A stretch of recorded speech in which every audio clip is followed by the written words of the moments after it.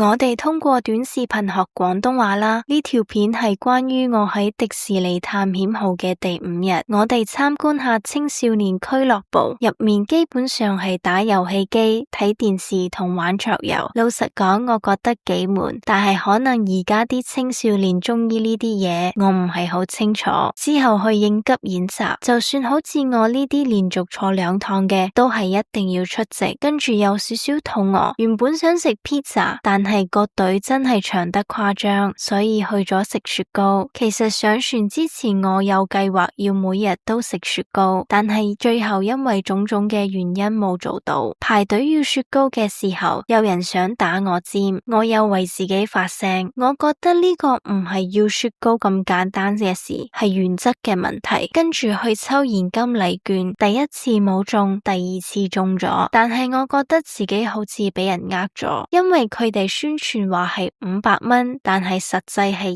250，而且你一定要買超過250先可以用。之後去聽歌平復下情緒，呢2位歌手係菲律賓人，唱華語歌唱得好標準。今晚嘅晚餐係有表演嘅，佢哋安排咗個靚位俾我，可以清楚咁睇到表演，仲可以同角色互動。